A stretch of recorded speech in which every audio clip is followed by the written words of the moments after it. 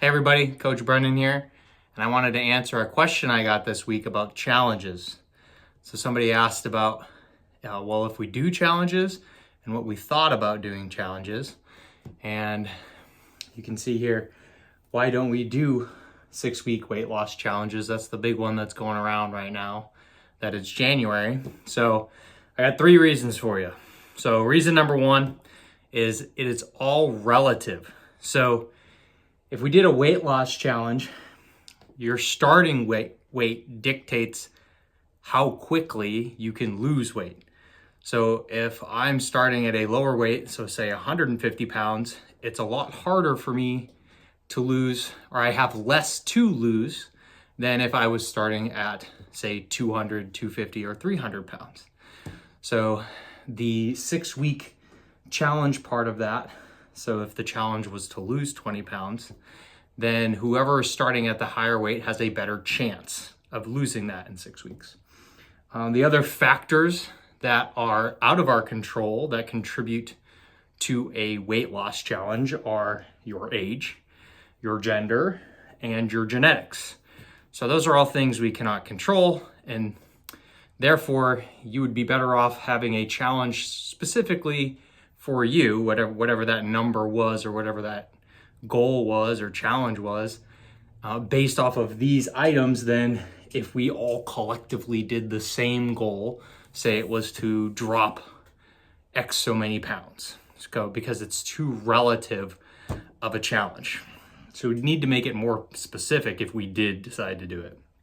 Number 2, we don't want weight loss actually. What we want is fat loss. They are different. So fat loss, again, we are more specific here with the content of where that weight loss is coming from.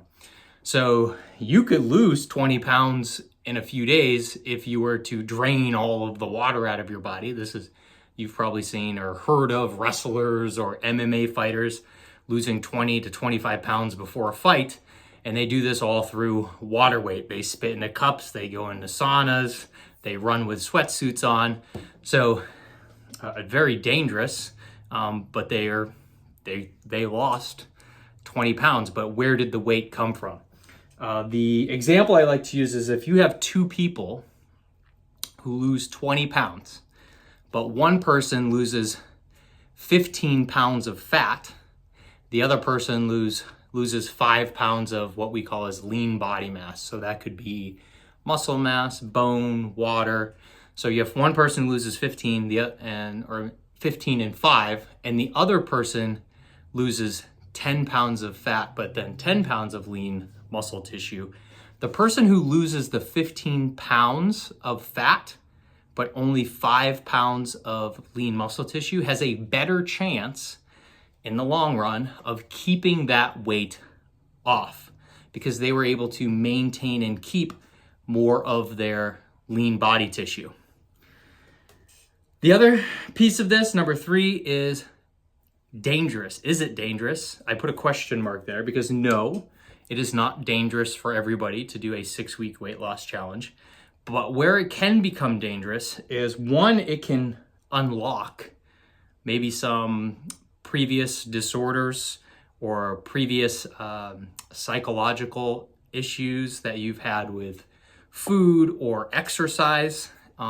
People do some crazy things in order to reach challenges. Now, yes, you reached the challenge, but at what sacrifice did you do it? So, or people are over exercising now, they're starving themselves, all to reach this magical number that somebody has randomly selected, not based off of maybe what we specifically where we want it to come from, as in we want it to specifically come from fat, or taking into account your starting weights, your age, your gender, or your genetics.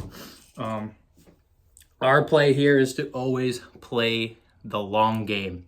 So I would much rather see you lose that 20 pounds over 1 year or 6 months to a year, because that is going to be way more sustainable in the long run. And also, if you lose that weight over a longer period of time, it is most likely going to come from fat and not from lean muscle tissue. Because remember, lean muscle tissue is what's going to give you a better chance of keeping that weight off. So they took a meta-analysis study, which means they took a bunch of different studies, and they showed that people who exercised while they lost weight were 3 times more likely to keep the weight off in 3 years.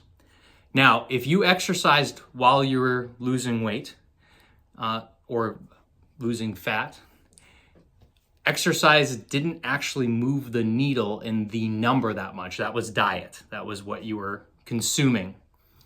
But exercise did move the needle in who kept that weight off over 3 years. So that's where exercise comes in. Exercise is your number one benefit for keeping it off. Now, there are lots of other great health benefits, but exercise isn't really the best thing for fat loss. It is diet and what you're eating. My final little note here is to beware of the survivorship bias. This is very, very common in challenges or specific programs and workouts, which or gyms, which will remain nameless, is they promote the people who survived the challenge or the programming.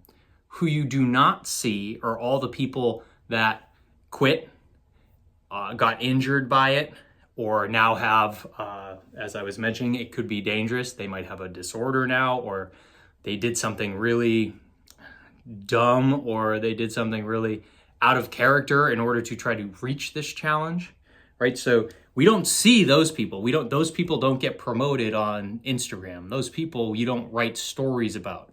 Their transformations, they don't have a transformation. So beware of the survivorship bias. So you might hear like, oh, the 75 hard was great for me. That doesn't mean it worked for everybody. That means it worked for you and your situation, where you started, your age, your genetics. 75 hard or any other challenge might be the wrong thing for that person. So that is why we don't do challenges, and why we do not do weight loss challenges.